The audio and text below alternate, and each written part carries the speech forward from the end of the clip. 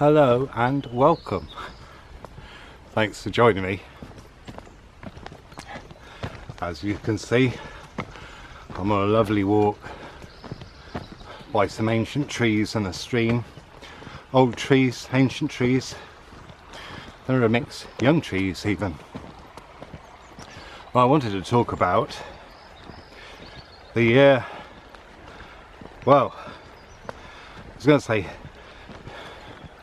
I don't even know how to call it, but basically, by the time I was 21, lots of close friends and family that I was especially fond of were dead. And at the same time, many of my friends had moved away.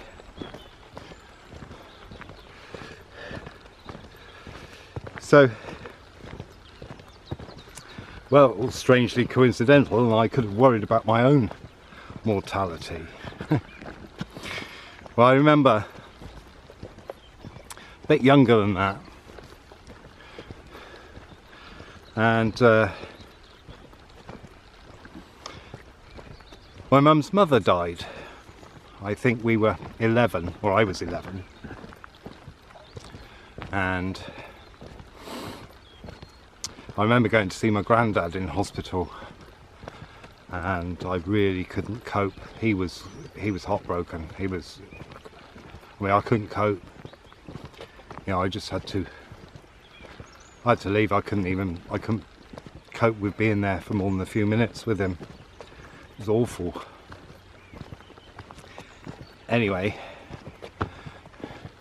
it turns, well, when he died, I was there. Not actually there, but I was there and helped him off the planet. I didn't find out till a few years ago that so was one of my cousins. Now that's quite strange. We have a connection to funeral directors. Her father worked with one, and I was born pretty much next to it, sort of over the back of the house that I was born, diagonally. Yeah, I was born by her funeral directors, and I grew up by a plague cemetery. So no wonder I'm like I am, or that happened because of I am like I am. Anyway, the next time was I must have been about 14, I think. That timed quite well. The plane went over and my battery died. So yeah, the next thing I remember, I was about 14, and I woke up about in the middle of the night after having a bit of a nightmare, and I woke up and I thought to myself, Gran's died. And sure enough, I looked at the time, about 5 to 4, and the next day I learnt that my father's mother had died, and I was there at the moment, which is quite balancing because she was there at my birth, so fair's fair. She was there helping me in the world and I helped her out. It's great. Oh, I was always really close to her. And then when I was about 18, one of my closest friends died in a pothole accident up in Lancashire. The day it happened, or the night it happened, a group of us we used to go out and get drunk, you know, as you do when you're 18. And this one particular night we were really narky with each other. It wasn't a very nice night, and then we found out the next day. So that wasn't great. I'm just going to show you this view.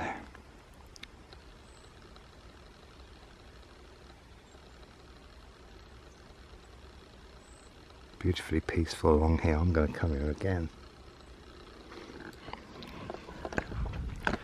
Well, fast forward, well, then there was a period of people dying. Probably when I was 19, I found out that someone I used to see, because my father had an allotment in a village, and whenever we used to go there with him on a Saturday morning, we'd see this other lad. Anyway, turns out he then died in a car accident and got decapitated. Sorry for the gruesomeness. On a particular road. It's important I mention this because it comes up again. And then I got friendly with a bloke, a biker who used to come in the pub, who turned out to be the cousin of someone I went to school with. And I've tried to get in touch with them because they might want to know this next bit. Anyway, he then died in a bike accident, bike with a car, at a notorious accident spot called the Black Dog Crossroads. Notorious, that's why it's called the Black Dog Crossroads. And he's now immortalised in a song by the Levellers. The song's called Battle of the Beanfield, and the line is, "Past the place where my friend died 3 years ago." And that was my lyric, because I took Simon there and showed him, and told him some of the stuff, and that was one of the things I told him. And if you know your history, you know that he wrote that song as he was he used to be the support act before the Levellers were the Levellers. And I remember meeting them at before they were the Levellers, meeting them at Glastonbury. So that, that's quite nice that it's immortalised in a song and a lyric that I supplied, or supplied by my life. So sadly I haven't been able to find his cousin to tell her.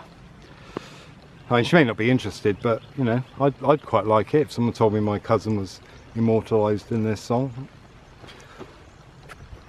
And then fast forward to, I think it must have been 1984. Yeah.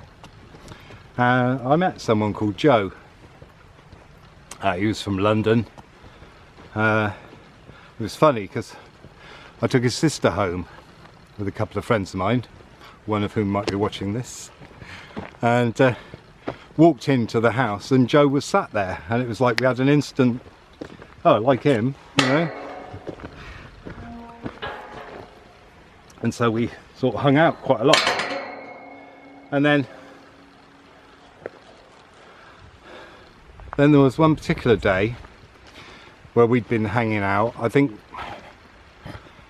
we'd hitched down from Devizes to Andover, just for something to do. I think it was winter time, it was winter time. There was snow on the ground and we hitched, and we got a lift, strangely, a gothy type and a hippie type hitching a lift through Ministry of Defence places. Anyway, we did walk quite a lot on the way there, and then when we got back, I think it was the next day, I saw my father, and I said to him, "Don't you think everything's really weird?" He said, "What do you mean?" I said, "I don't know," because I didn't know how to explain it.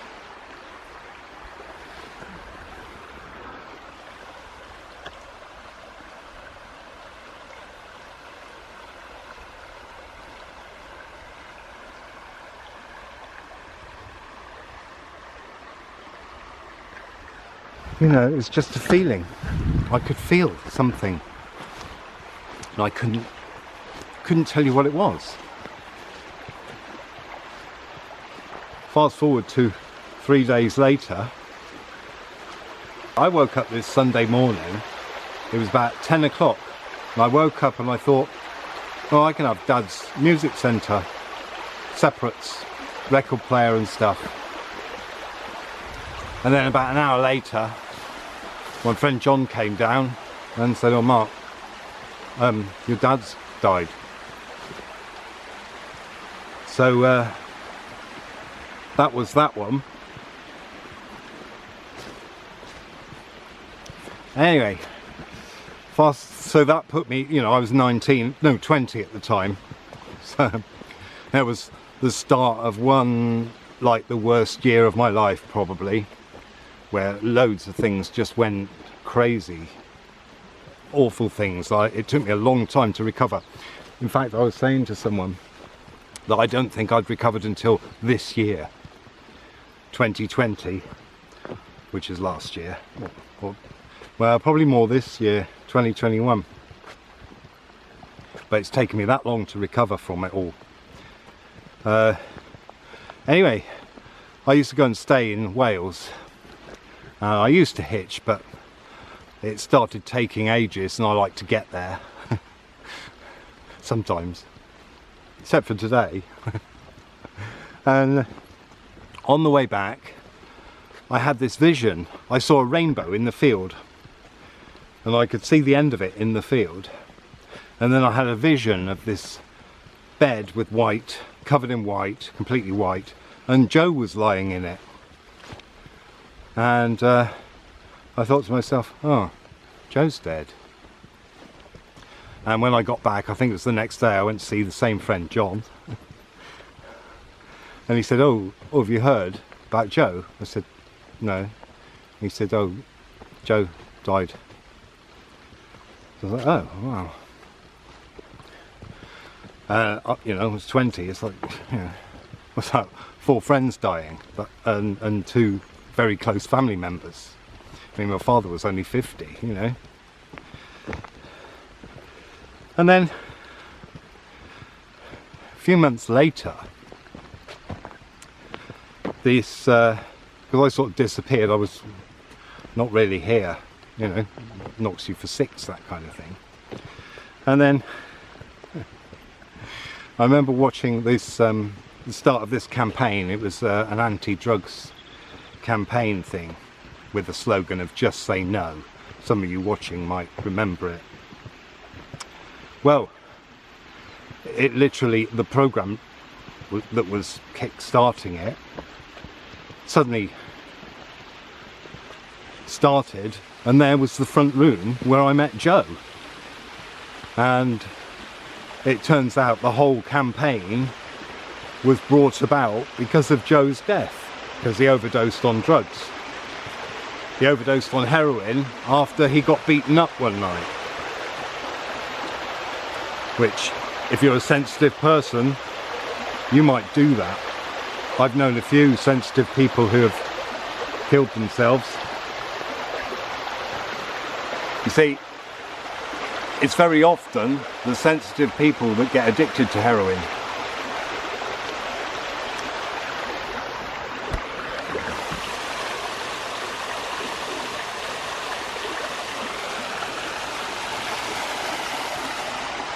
Some things are just lovely that you've got to film them more than once.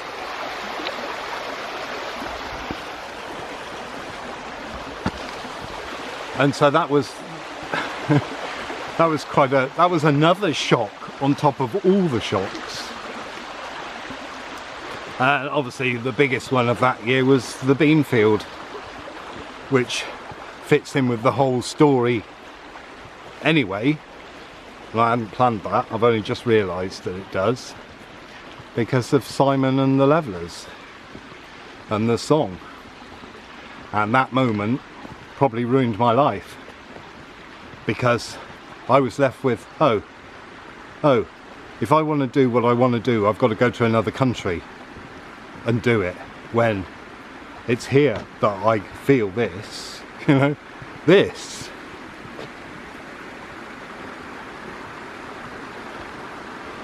So I then went, oh, what's the point? What's the point in doing any of it?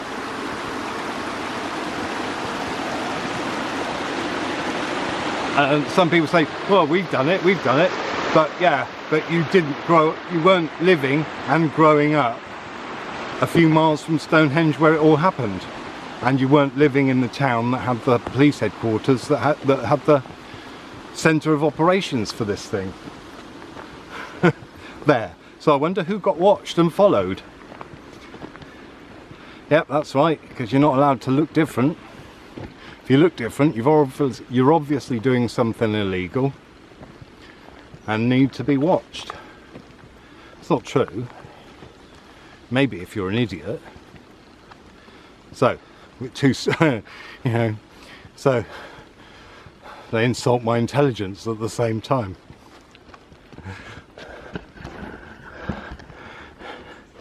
So you can't tell me that this isn't some kind of fortification.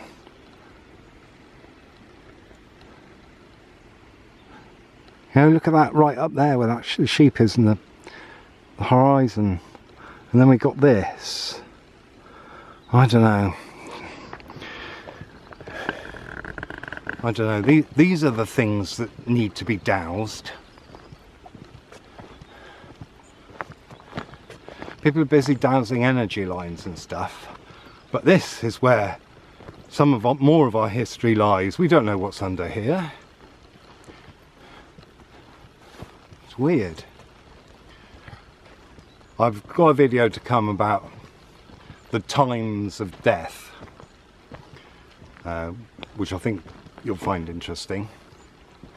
It's been based on my studies of, well, you know, over 50 years. So yeah, thanks for watching, and this is a perfect place to leave it. See you next time. Ta-da.